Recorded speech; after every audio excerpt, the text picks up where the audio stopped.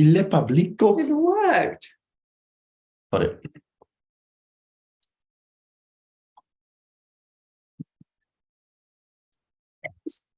Il est publico. It worked.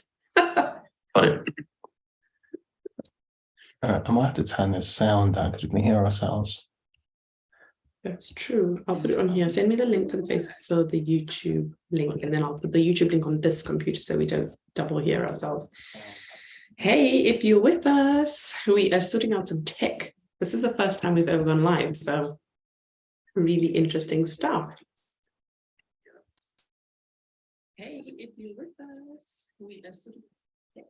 This is the first time we've ever gone live, so really interesting stuff.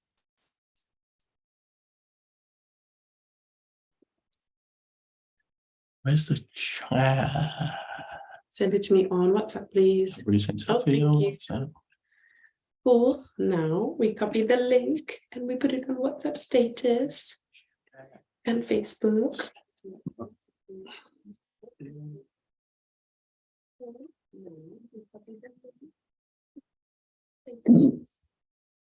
Speak back from me.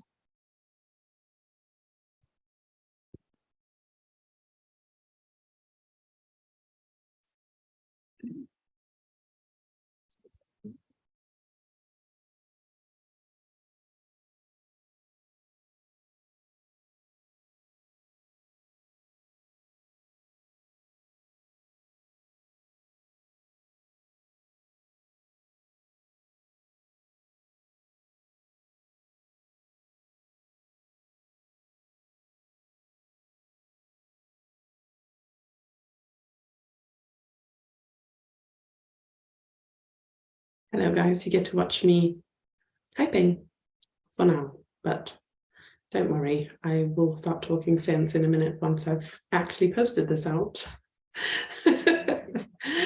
Oh dear. So the reason we can't actually just go live on Facebook is because we don't have 1,000 subscribers yet.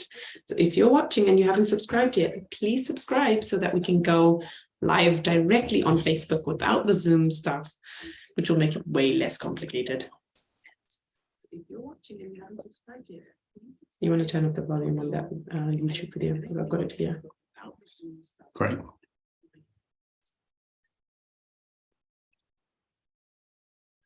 Cool.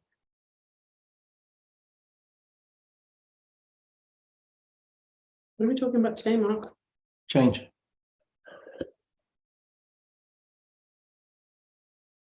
Okay, cool.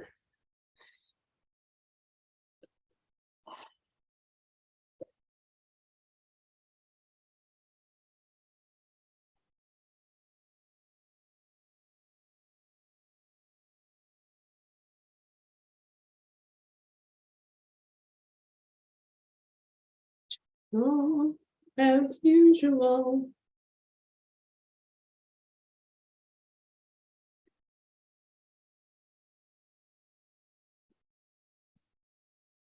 Look.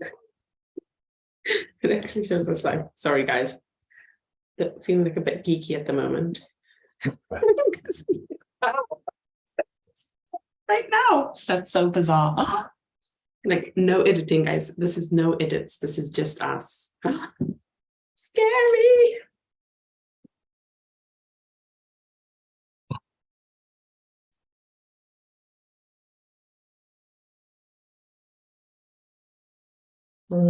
Okay, cool. So, Mark, it's us. Post that on your WhatsApp status, please.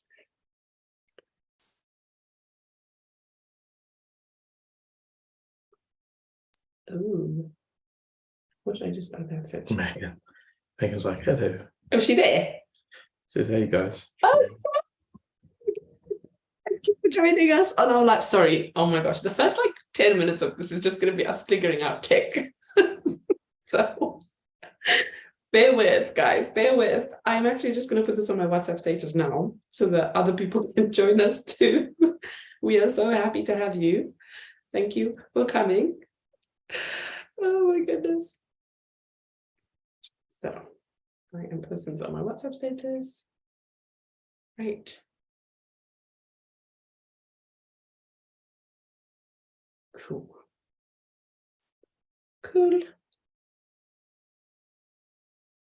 This is why we need another person doing the tech part, actually, and sharing the link so that we don't have to do this. Maybe we'll do that next week. We'll get somebody else to do the tech, and then we don't have to share the tech. But the great thing is no editing, so No I'm pretty editing. thrilled about that. Super thrilled about that. Let's see how this works. Have you done it on your YouTube WhatsApp status? Illustratus. And then once we put it on both statuses, we're done. And whoever comes, comes, and whoever doesn't, doesn't. So, Megan, because you have my private number, so Megan's my cousin, shout out. You can text me, especially if I miss somebody's comments, because at the moment I've got like 3 different tech things going on. So if somebody asks a question, you can private text me on my phone, please, to let me know. And anyone else who has my private number can private text me on my phone or Mark's phone if you've got a question or anything about what we're talking about. That would be super great and super good. Okay. Let me go on here just so that I can see if there's any questions. Why haven't I got the link? Because I haven't clicked on it. That's why. There we go. If you want to learn how to deal with change and how to be in the zone, this is the place for you, because we're all learning how to deal with change. Right now, in the present moment. In the moment. We're actually learning how to deal with change right now. But it's all okay. Oh, gosh. Oh, yeah. Okay, cool. Right. So what are we talking about today, Mark?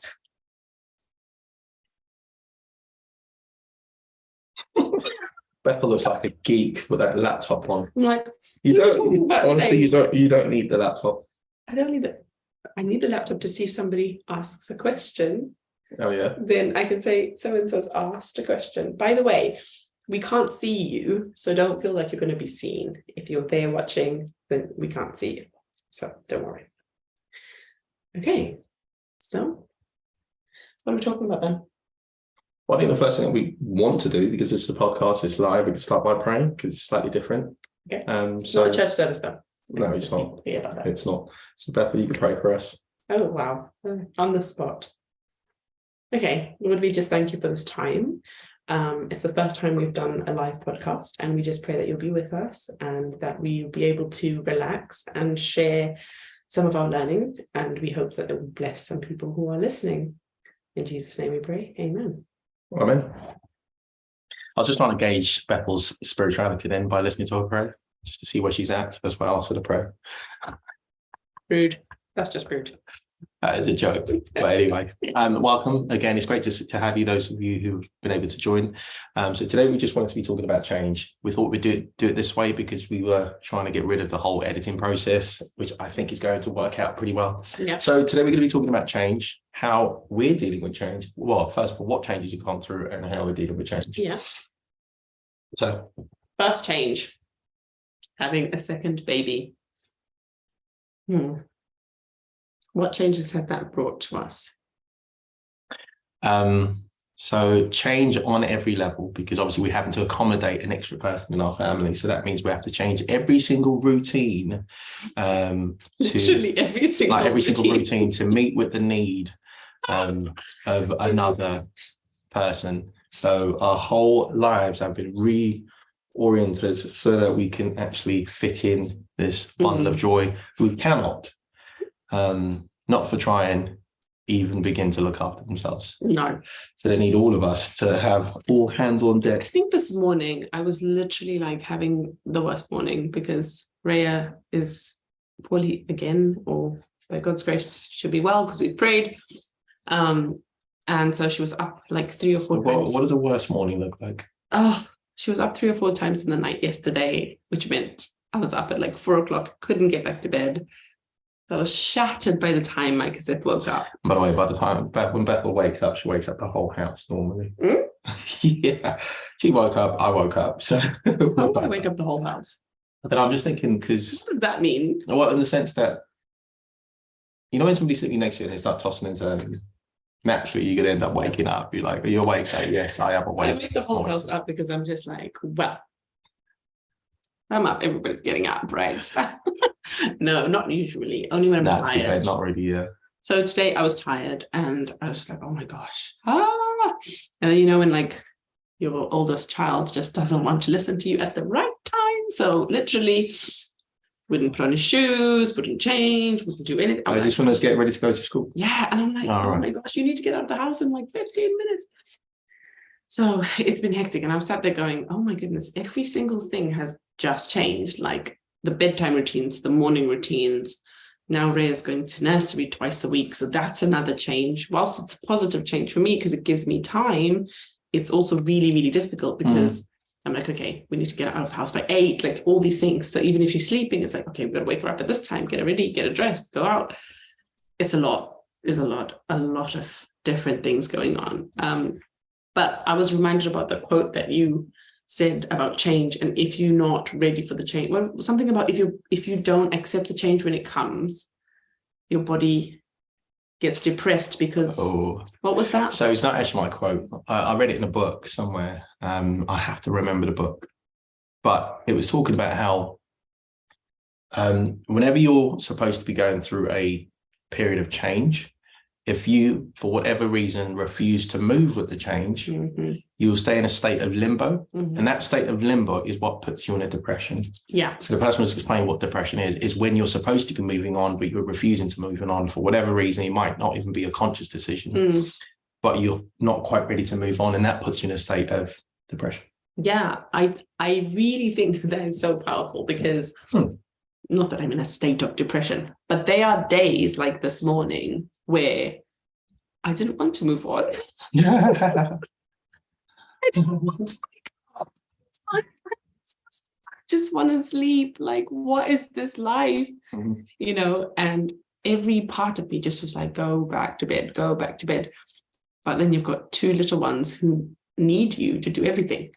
Literally everything. And then when the older one is changing, like I literally laid out all his clothes, everything was sorted, like literally from the socks to the underwear, everything was there, right? All he had to do was just put it on. That's all. So now when I think he's done and I'm putting on his shoes, I'm like, you know, I was tucking in his shirt and I noticed he hadn't had his underwear on. And I'm like, I remember she lost it at that point. And it was quite funny because I'd already asked him to do that, but for whatever reason he didn't do it. So yeah, Becky just lost it. Like, and you haven't even put on your underpants. Come on. What? So yeah, I did actually apologize to him after school when I picked him up because I was like, guys, can you hear? If you can, I don't know if you can give the thing a thumbs up. I hope you can hear. Sounds actually fine. Well. You can tell. But yeah, so I did apologize to him when I picked him up from school because I just said, look, I think okay, go on. No, I'll ask you something. Yeah, I just said Mum was tired this morning and it made it a little bit more tricky when you weren't listening the first time. Yeah. And I had to repeat myself several times. And then that frustrated me, you know. But I've been reflecting about that and I'm like, you know, I don't want to be that mum who just loses my stuff all the time. Like loses her rat. You know, I need to be like balanced and learn. Even when I'm tired, like how do I tap into that inner peace and be like,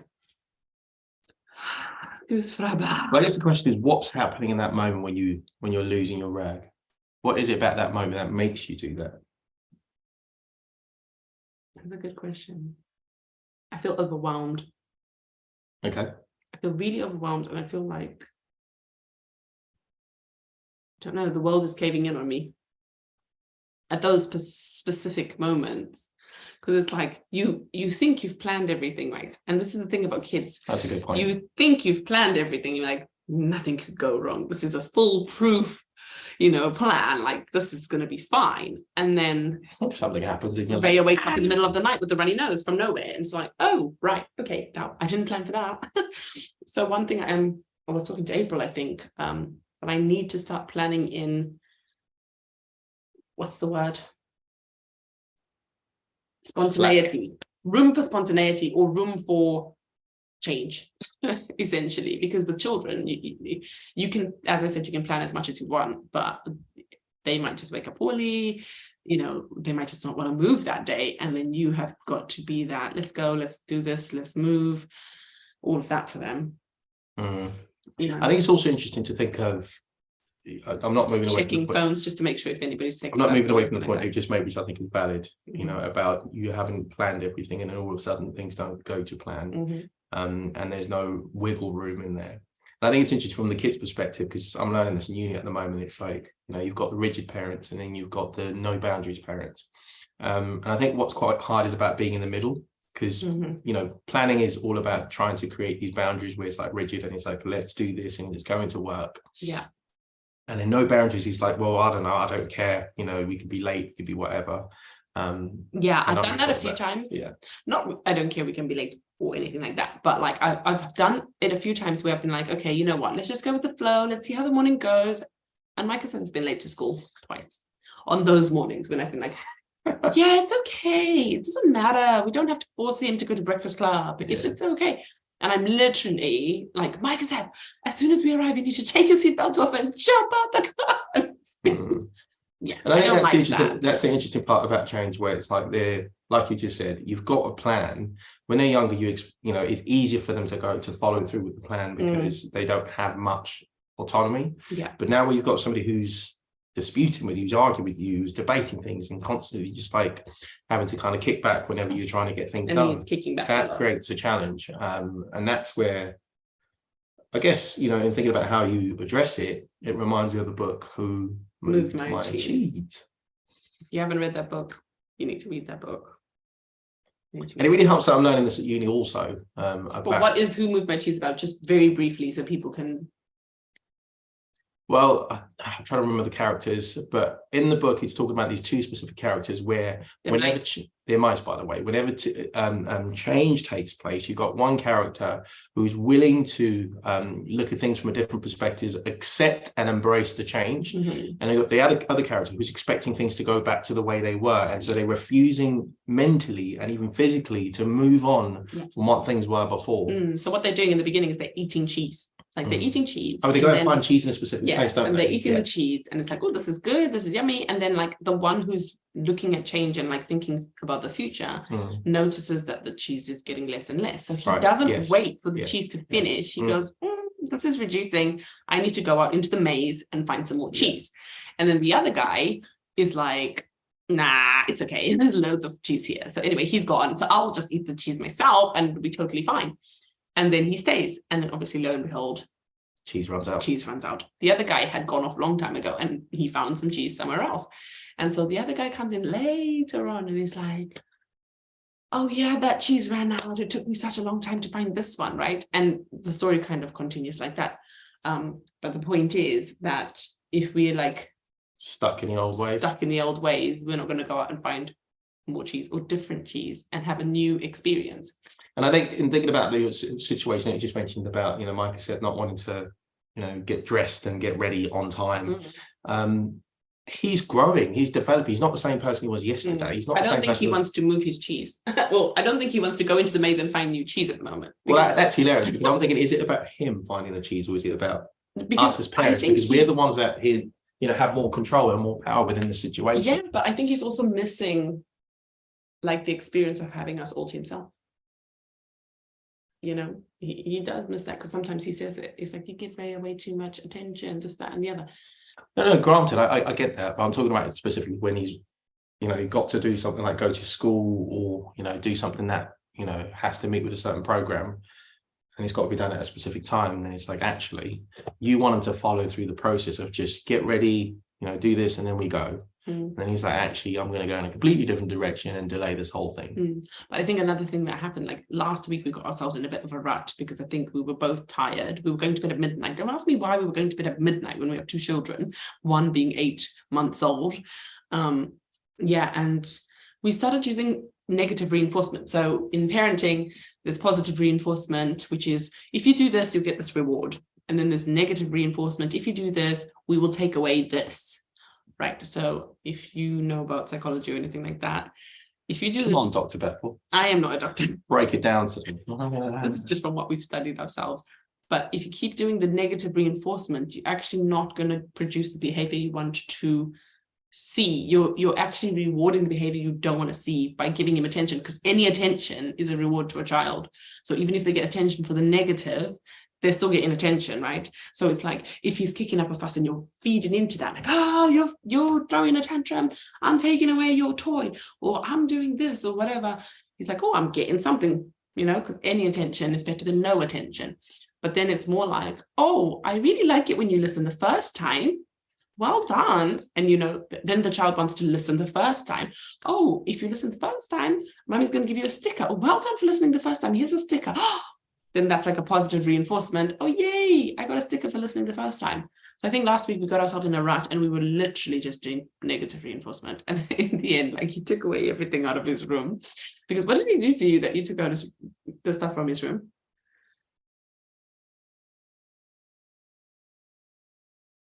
I think he had, I don't know, I was asking him to change into his pajamas and then he just kind of looked at me and or something.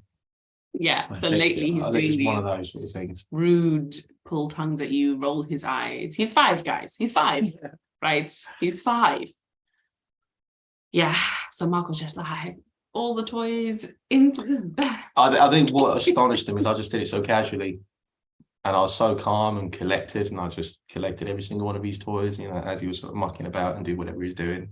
Picked them up, put them in the bag, and then just took them all out of the room. Mm. But yeah, I think we did kind of pull back from that, and we're like, okay, we need to give more positive reinforcement because we want to reinforce the behavior we want to see. So that's kind of, this week it's been different. And also the one thing that was good to take away though was the iPad, because that was causing a lot of issues. And so what are we talking about, guys? There's just been so many things going on in our life recently, and we've had to constantly be adapting almost every day. In fact, sometimes 3 times within the day, because it's like, as I said, you plan something and it doesn't work out. So then you got to plan another thing. Okay, that doesn't work out. You got to plan another thing.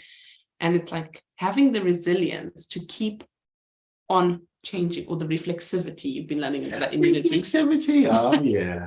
What is reflexivity, Mark? Please. Systemic therapy coming. Help us out. Guys, if you have any questions, please, or you want us to talk about more about a specific thing, if you have our private number, you can text us, or you can comment on the YouTube video. Either way is okay.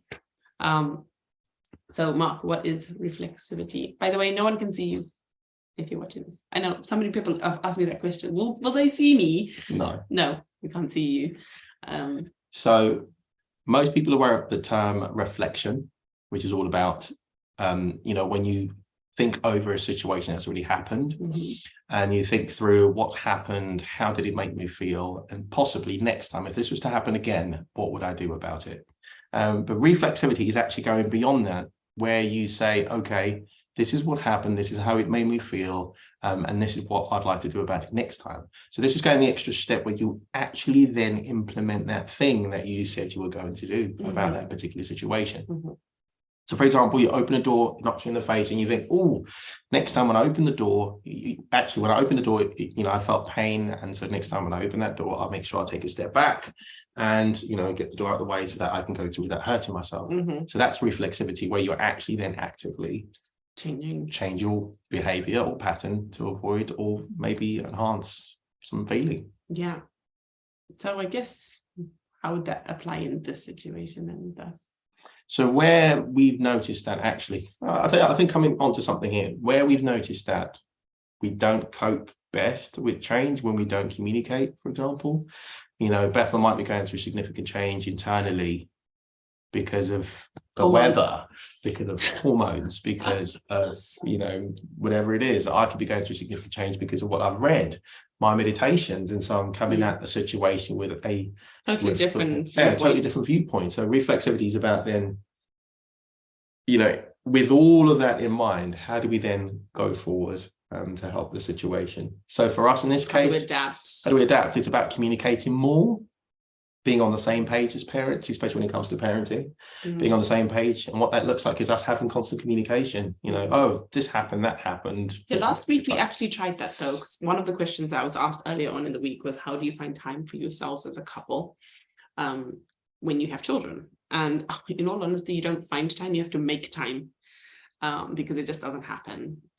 And I was saying to the person, well, if you've got grandparents or best friends or people you trust that you can have your children with, schedule that in, like literally minimum once a month. You need it minimum once a month. if it's for a minimum of 4 hours, where you can just go, if you're going to go for a walk, go for lunch, whatever. Go for a nap. Go for a nap. A power nap. You need it sometimes. Just sit in the house with no children. Like literally just chill with no children. Or just sit there and be bored. Literally. Like, well, there's actually empirical evidence to that effect, that sitting there and being bored actually helps your brain. Yeah. Just connecting all of those synapses to go into your imaginative brain. And that's why people at the moment struggle with imagination and creativity, unless they actually practice things like prayer and meditation and focus and those kind of things. Because we're on our phones, right? We're like this all day, swiping all day. Well, some are. Because Instagram has told us what to do with our free time, right? It's told us that we need to be on our phones when we're free. And by the way, there's a book called Indistractable. Indistractable. That sounds interesting. But yeah, so last week we tried it, right? We're like, okay, let's spend quality time together. I will say that I enjoyed the quality time that we were spending together, but the problem is that we were having too much fun and we were ending up going to bed late. One of the nights we late for bed. Late for last week was midnight. Oh, I don't know why did we go to bed at midnight? What on earth were we thinking? I have no idea. Last week feels like last year. I have no idea what happened last week. I couldn't even tell you. Thursday. How is it Thursday, people? I don't even know what happened last week. But... Anywho, so like every night it was like either 10, 11, 12, and it was just too much. And then I said, Mark, I love you and I love spending time with you, but I can't do this anymore. Sleeping by 9:30, like seriously, it's too much. But I think coming back to the point, change begins with, especially for those, I don't know, there might be people who've worked in change here. Planning part is really important. So where we've established that, there's this problem, how do you plan for it? Beth is talking about here where, quality time, because that also links into communication.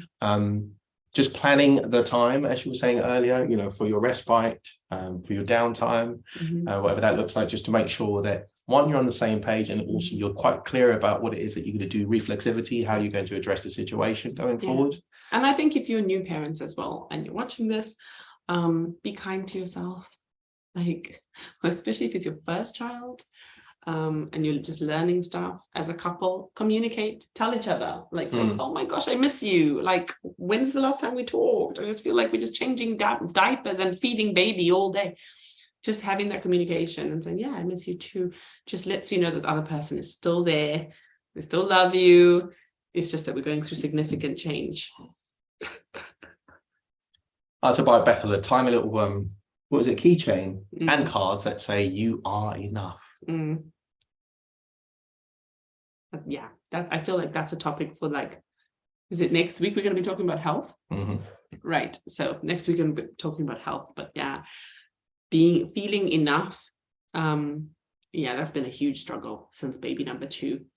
Just feeling like, okay, like if you see what's on the other side of the screen, guys, I almost feel like, should we show them what's on the other side of the screen? Don't you dare. Oh my gosh. So my parents came to visit us right just before this podcast, which was let's not go there. It was lovely having them, but just before the podcast, I was like, Mark, what? Why do we have visitors before the podcast? It's our first podcast. We've never done this before. Anywho, we're gonna have that discussion after this. But right, my dad was like, so how are you doing? How are things going? And I was like, take a look at the sofa. So the sofa looks great because it's the sofa that's on camera. But if we had a flip screen, we would flip it. We on a laptop right now, so fun. Yeah. It's like going into Wonderland. No, honestly, it's not a problem at all. I mean, I think the good thing about all this stuff that you're talking about... do you know what? It's just, it gets overwhelming because, again, I had planned like, okay, Ray started nursery. This week is going to be my calm week. I'm going to plan things out. I'm going to schedule things. And then I was like, okay, so we had some of her clothes in the garage, and April, my sister, had indicated before she left again that some of the stuff in there was going moldy. And so I was like, what? Her clothes are in the garage? So I had to go get everything out. And then I'm like, okay, well, I'm going to have to wash everything and make sure like it's hygiene cleaned and blah, blah, blah, blah, blah, blah, blah, and go through all the clothes and make sure I chuck away anything that's got any remote mold or whatever. None of the clothes have molds on them because they were packed away securely, but I'm just need to make sure. And that has given me like 7 or 8 hours worth of washing to do. That's why I'm saying the sofa behind it, it's just got laundry on it, guys. It's just folded, and like some that's not yet folded, but it's just a bit chaotic for me. And I'm like, oh, this was supposed to be my week to get things sorted. But this thing happened, and now I've got to sort that first. And then I guess that's what they call it. That's what they call it, opening a can of worms. Sometimes you think it's just a can, right? Yeah. But then you open it, and then all these wiggly worms just start popping out from nowhere. But I think, if anything, this is why it's important to have moments where you have downtime and you actually recognize and appreciate, how far you've come, or what it is that you've accomplished in the time that you've been doing whatever you've been doing. So, for example, just being able to actually do those 3 things, which might seem like only 3 things that you've done. Yeah. But the fact that you've actually done 1, 2, and 3. It's true. You should give yourself credit for that. It's very true. I've still been able to go for my walks every day, which is what helps me. So when things just get a lot, I just go for my walk, and I'm like, okay. Yeah. And I have done almost all the washing now. And yeah, so it's like what you say about giving yourself small trophies. Like when you've achieved something, give yourself a little trophy. Well done for doing it. A pat on the back. Well done for doing the clothes. Well done, Mark. Well done, Bethel. Well done, Marco. Anyway, guys, that's currently our life at the moment, going from 1 to 2. I think the sibling relationship is another thing. Like it's developed in that they can play together and they have fun, but then there's some moments when still Micah doesn't know his own strength, and so he'll give these like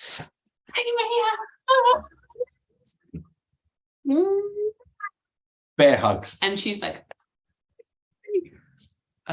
so get off me, you 5-year-old boy. I know. So it's all about him learning that. And but other than that, it's been great watching them playing games, and Rhea even starting to initiate some of those games, which is part of her development now. It's just been awesome. So there is some positive things to going from 1 to 2 children. And just Rhea's great, to be honest. She's just awesome. Honestly, she's just one of those children who just learns things very quickly. Like even with her sleep training, everything, it was just so quick. And why are you giving me that look? Well, because I was just thinking, is it and I know I'm generalizing, so please don't. Is it a girl thing? Yeah, because some boys are brilliant, Some people share their stories and they have like brilliant. But for the most part, I think is it in our circle, I don't know, it could be a second child thing. It could be, there's all parents are just way more relaxed with the second one. I don't know. But anyway, you get where I'm going with this. So I don't need to labor the point. But in all things, we are so blessed to have such wonderful children. And it's really not about the children. And that's why when I was reflecting on the way to school, on Micah's school, I was like, I need to apologize because it's not his fault that I'm feeling this way. He didn't ask to come into the world. I brought him into the world. It's my duty and my responsibility as a parent to make sure that I'm okay for him. Right. It's just that. Yeah. I was going to say, you mentioned a good point. There's something about when you're going through or experiencing a lot of change, it's good to be grateful for either where you are, where you've been, or where you're going. I find that really helps me sort of configure and calibrate. Just helps ground me and put me in that position where I'm like, actually, I am here because I wanted to be here. For example, you were saying, it wasn't Micah's choice to actually come, God gave him to us as a gift. And he brought him to us, but that's what we wanted. And now that he's here, we have to be grateful for the fact that he's here, even though we're experiencing all of this change that's taking place at the moment. So just being grateful alone actually brings about a different way of thinking and attitude and approach to the whole situation. Exactly. Just being happy to have healthy, beautiful children. Well, you start to find solutions when you think positively, I find. That is so true. So one of the interesting things, for example, we were talking about how when I was trying to put Micah to sleep and I ended up having to take out all that stuff from his room. What was really interesting is after I took out the stuff from the room. Sorry, Rue's. On. Are you catching up, Rue? I don't know. She probably won't even see this, but she's like, I think she started it from the beginning. She's saying, can you see me? Laugh, laugh, laugh. Evening, guys, I joined late. Today was injection day for the little one. So I need that reflexivity. Reflexivity. I hear you. Injection day is not good. Injection day is not good. Stay on top of the Calpol, ibuprofen, whatever. I do not know. It's Calpol, isn't it? Whichever one. Your baby's still young. So stay on top of that. Lots of cuddles, skin to skin. Just keep him close, give him lots of love. And also sometimes be wary of the injection spots, because I remembered with Micah said, he went off his feeding and I didn't know why. And it was because they had given him a huge bruise. Remember, it was so big. I didn't even notice till probably the third day. I don't know. I didn't think. It was heart-wrenching. I didn't think to look. So then I had to change my feeding position so that I didn't touch his legs, because he'd scream every time. And I'm like, why are you screaming? I'm trying to comfort you. Because you're pressing my wound. Oh my gosh, Micah Seth got hurt today, guys. That just reminded me. Guys, being a parent. It's like you can see something about to happen and you're just like... It's called risk assessment. My risk assessment is so high. I did say to him, so Micah's sort of trying to open a cupboard, which is about, just way above him. And so what he did is he climbed onto the kitchen sink. No, counter, but the microwave is right there and the kitchen sink is right there, so there's no space. He was trying to reach for the cupboard. And I said to him, just as he went to do that, I said, Micah Seth, why don't you just ask? And then, as in, I'm more than happy to help you. And literally, fraction of a second. He looks like he was going to come down to me because he turned around and I thought, oh, he's listening. And then he went back up again. A fraction of a second later, he slipped and blam. Guys, it wasn't a pretty picture at all, because we have the dishwasher rack, right, which is like metal, or it is metal. Yeah, metal, and he just went bam into it like that. And he's got like a little scar there. I thought, oh my God, the way it happened, I thought, has he broken his jaw? It was like that serious. I was like, oh God, is this an A&E visit? He'd be okay. Yeah, but he was okay, because after we iced it for a long time, we gave him Nurofen and stuff, and he got prayed for. And anyway, coming back to my point, I was making the point about being grateful in the moment actually helps you come up with solutions in a difficult situation. Yeah. And the reason I'm saying that is because, I give the example of when I was trying to put Micah to sleep and I ended up taking the toys out. So even though I did that, I still came back to him and I had a very positive approach to and attitude to the whole situation. I said, Micah said, Daddy expects better from you. And I know you can do it. But at the moment, this is what we're going to have to do. And what I am actually wanting you to do is to try this tomorrow. Yeah. So that's so much better. And he's done honestly well. So much better. And I do think taking away the iPad has really, really helped. I saw this video about dopamine, and it was talking about when we were in the caveman days. This video, I sent it to you. Oh yeah. I saw this video. I forgot that you sent it to me. Okay, I forgot. Right, so Mark sent me this video. Thank you. That was about dopamine, but Dad had preached about that's called plagiarism. And I think I put it on my LinkedIn. So if you're on my LinkedIn, I did share it on the LinkedIn. I might put it on the description in this video as well. And it was talking about how in the caveman days, whenever we'd find something like a new food that we could eat or a new animal that we could eat, the chemical dopamine was released in our brain, right, to tell us this is a good thing. And when we'd meet a new friend, and that would happen only occasionally, right? Rarely or occasionally, yeah. You're hunting, gathering, and that kind of stuff. But now, when we live in this instant age, instant everything, gratification, Amazon next day delivery. Soon there's going to be same day delivery, Deliveroo, Prime, even food shopping, whatever you want, guys. It's at the touch of a button. It's there. You don't have to move. Just bing, bing, bing, bing, bing. And then, of course, we've got smartphones, we've got Instagram, we've got WhatsApp, we've got all kinds of social media going on, guys. And it's literally this, and I'm guilty of it, I actually set timers on my social media because I cannot, honestly, sometimes I can't get off it because you're just flicking, right? You just scroll, flick, and you don't know, 20 minutes, 30 minutes, an hour's gone by, right? And it's like, I noticed that the times I'm doing that, I get more angry with the kids. Yeah, I'm just being honest. I do. And I think it's because I'm getting that dopamine. Hang on, do you see me as one of the kids? Because you sometimes run that at me. Sometimes project that. And project. Thank you. That's what I'm looking for. Yeah, you project it my way. I get irritated if somebody comes and disrupts me. So if there's a video I'm watching, my dopamine hit. You are affecting my hit right now. Oh. So it was basically saying the iPads, they do the same thing, right? They just have ding, ding, ding, ding, ding, ding, ding going on in your brain. And it's the same, that's exactly the chemical that's released for a drug addict or any kind of addict you can think of, right? It's that chemical, right? So the person's not actually addicted to the substance or whatever it is they're addicted to. They're addicted to the dopamine. So you might be addicted to something, guys, and your brain is getting some serious dopamine from that thing, right? For some, it is a chocolate. We'll talk about chocolate next week. Make sure you're signed in for that one to find out how chocolate can wreck your life.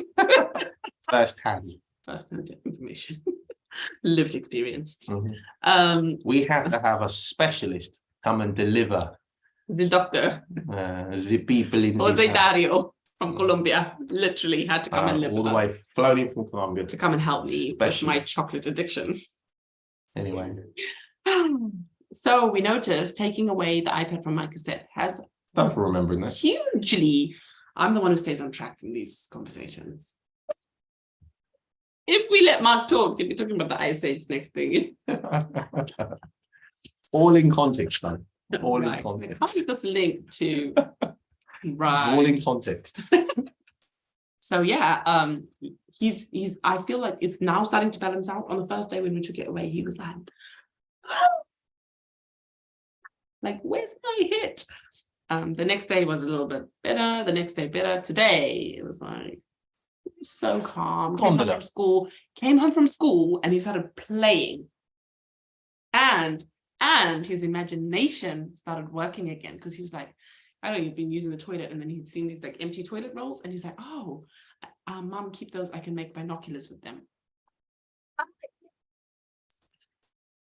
Guys, this is a moment to celebrate because I'm like, I haven't seen that imagination in such a long time because we've just been like pacifying him with the iPad because it's like, okay, I'm sorting Rhea out or Rhea's poorly or this is happening, cooking, blah, blah, blah. Okay, just get your iPad.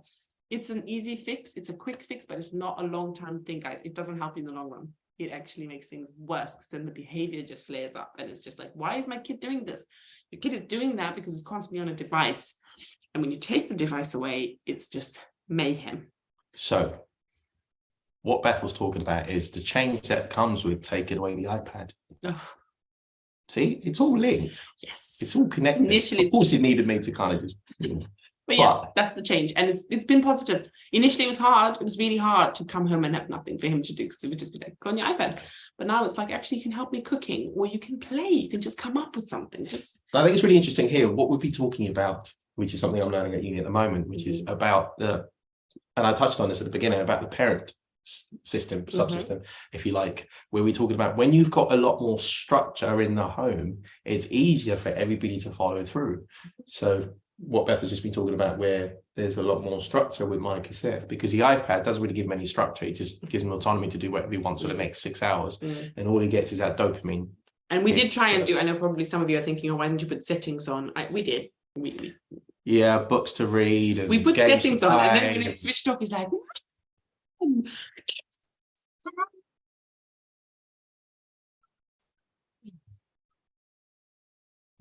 it's switched off because it's time up. But I think some of the other, I think probably the most difficult change to deal with is internal change, where you're not aware of what's going on. So for example, where, we might be going through change separately, it's important to have a way of being able to actually communicate that. Because if something's taken place with Bethel that I'm not aware of, I might not be privy to. Like last night, yesterday morning, I started feeling down yesterday morning. It's just a woman thing, guys. Sometimes you just monthly cycles. I didn't say, is it a girl thing? I said, is it a girl things? And then Mark was like, is everything all right? And the thing is, because there's like nothing wrong. Like when you look into your life, right? Everything's actually going really well in my life right now. So I can't be like, this thing is wrong. But it's just that hormonal thing. And you're just like, So he's like, is everything okay? And I was like, yeah, it's fine. It's fine. Are you sure? Leave me alone. I said, I'm fine. But then this morning was the same, wasn't it? And then I did communicate with you. Remember, I sent you the voice note. Did you listen to it? Oh, it was a voice note, yeah. Yeah, so I was working, I got this voice note on my phone. Did you listen to it? And I was like, oh, should I listen to that? Here's me thinking you actually knew how I was feeling this whole day. You must have listened to it because you behaved in a way that you would if you I behaved in a way, an amicable way. So. You behaved in a way you were supportive and kind. So I thought, of course I did. And then you text me saying, "Oh, I hope you're going to be okay." Of course I did listen to it. The long and short of it, I did listen to it. Honestly, guys, seriously. But yeah, I feel like it's been 45 minutes now, and we're really only supposed to be on here for 30 minutes, guys. But I think initially the first 15 minutes, if you were there on the first 15 minutes, skip the video, was just us sorting out tech and stuff like that. Now we kind of figured it out. So the reason why we are broadcasting from Zoom is because we don't have 1,000 subscribers yet, and YouTube only lets you broadcast directly from YouTube when you have 1,000 subscribers. From Zoom. Oh, from YouTube. Yeah, okay. from YouTube. So we have to log into Zoom, then broadcast it from Zoom to YouTube, and that's the only way we can do it at the moment. So it makes it a little bit more technical because there's just loads of computers and stuff everywhere. But if you're watching and you haven't yet subscribed, please subscribe, because when you subscribe, it helps us grow and reach 1,000 subscribers. That's our next goal. Well, more importantly, it helps you. It helps you grow. Ways of how to cope with all of this change that we talked about. I was going to say before you jumped in. Oh, okay, get in there, Bethel. I was going to say, the reason we would like to meet 1,000 subscribers is that YouTube has a lot of settings that we can't access until we have 1,000 subscribers. So for example, the live setting. And we were so excited to reach the 500 because then we got the community tab, which is where we can post things. I think you might have seen us posting something sometimes. And you can also answer like polls or questions or leave questions or comments on the community tab as well. So that's only available on desktop, because I don't think you can see it if you're watching our channel from YouTube, from WhatsApp, sorry. So it does give us a lot more things that we can do for you guys. So it's not just, oh, give us 1,000 subscribers, because honestly, this is for you guys. And the reason we keep going is because you guys give us the feedback and say, guys, this is really helping me. Could you do a video about this? Could you do a video about that? So that would really help. If anything, over time, over eons of years, mankind has developed because they've been able to learn from their predecessors. They've been able to learn from, these oracles, you've got in the scientific world, the Stoics. Now you're going to call us oracles. You got the Stoics. Yeah. You got the Stoics, you got the Platos, you got the different, schools of thought, and they've passed down that wisdom throughout the generations, and I think if anything, that's a part of what we're trying to do. I think we're just trying to share our lived experience. Like, I am a social worker by trade. For those of you who are watching for the first time and don't know us personally, I am a social worker by trade. So I do work with children and families, and, we've studied about healthy relationships and all that kind of stuff. It doesn't mean that I'm able to apply every single principle I know to my own situation. The family's like, don't social work me. Literally, like, you social working me? But yeah, so that's my qualification. I also have a master's in drama as well, and like, you don't have your own. Anywho, but before I became a social worker, I was using that to work with people and do projects to help people through change, right? And to develop changes in themselves that they needed to grow and adapt and become better. And yeah, so that's hence why this channel is like we just love it. It's our passion. And Mark is training to be a systemic family therapist, which we'll also talk about in one of our upcoming live sessions. I was just going to add that, some of the, I guess, profound work that you've done has been in the youth justice system. Working with young people who've offended. Not only that, so there's been so much, but anyway, we're not talking about that. It's the change. Change. So guys, thank you so much if you've been watching. And if you have any questions, if you have our private number and you're watching this later on, so you're not watching it live, but you're watching it after, send us some questions. If there's any questions that arose for you and you want any clarification, we're always happy to clarify things. And thank you so much for watching, guys. This has kind of been a nice experience. And the best thing is to know that we don't have to edit this video. I can go to sleep without anything bothering me tonight. And it's bedtime, guys. Literally, after this video, I'm literally going to go and change into my pajamas and go to bed. I thought you were going to say literally again. I am literally going to literally change into my little pajamas. Yes, you just have like literally. Just imagine the gifts, guys. Imagine the gifts. Okay.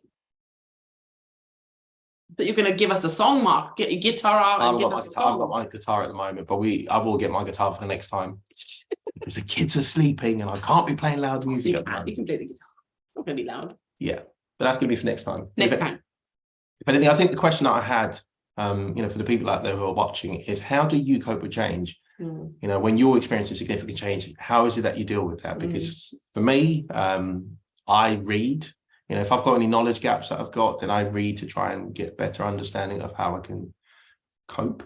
And if it's just a case of, I don't know, sometimes it's about effort, just pouring out yourself more. And then what I do is tap into myself more and see how I can, push myself to that beyond the limits, just give a bit more of myself. For example, when you're dealing with Micah Seth or your children, it requires a lot more emotional investment. And it's about me as a parent or as an adult being able to tap into that space and really come down to their level and push myself out and actually. But I hear you on that, but I also feel there's also the point of you have to make sure that you're okay first. When you say push yourself out, I feel like. Oh, no. What I meant is, so with every human being, there's a level of ego that stands in the way of you actually being able to push your personality, approach the situation with it in a humble yet authentic way where you're willing to learn if you're wrong. For example, I've got an approach that I think is right for my children, but that doesn't mean that is the best approach. Not from his point of view, but from a parenting point of view.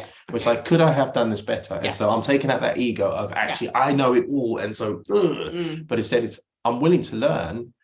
But from what I know, this is how I'm going to give my all to the situation so that I can improve. Yeah, and that's true. And for me today, I kind of did that, right? So my morning started crazy. Did you say that again?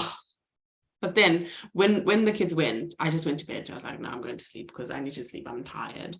When I woke up, I felt so much better. I also spoke to one of my friends. She's a doctor and she's awesome. And she always helps me. So I spoke to her and then I sent the same voice note to you to just share what I was feeling, because sometimes you don't share it. A doctor. But anyway, you can get a friend who's a doctor, guys. It helps. Yeah. I just felt like I'd shared the load, and a problem shared is a problem halved, right? That's the quote. So I felt like, okay, I've spoken to people about how I'm feeling, so I'm not alone. I'm not isolated in this feeling.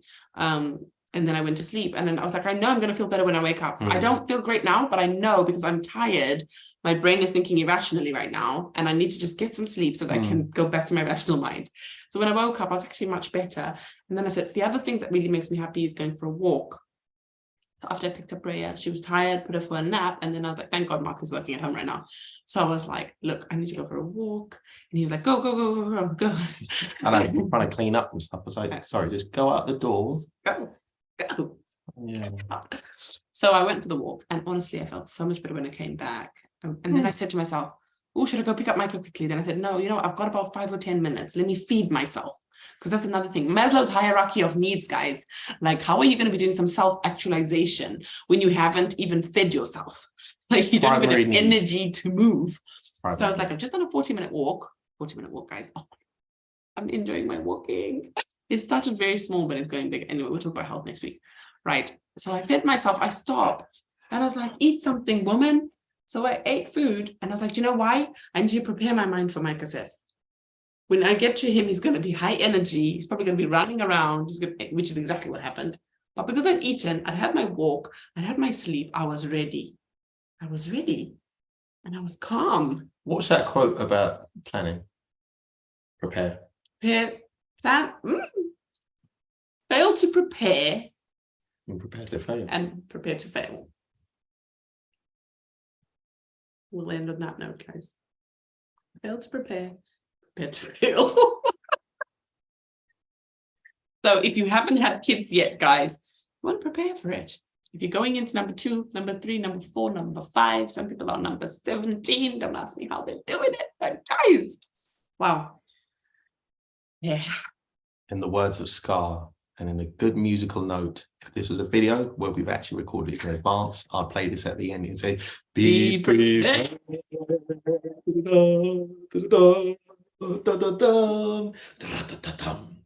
Be prepared. Okay, guys, we love you as always. See you. Oh, that's from The Lion King, by the way, because some people are going Scar. Who's Scar? Who's Scar? That's from The Lion King, the new one, not the old one. Not The new one. Scarface. Is there something called Scarface? No, no, Scar. This is Lion King for the kids. Goodness me. I know it's from Lion King. I'm saying, is there something called no, Scarface? yeah, there is, but wrong show. Yeah. Anyway. I've not watched Scarface, guys, but I just know that people talk about it. Anyway, see you later. Good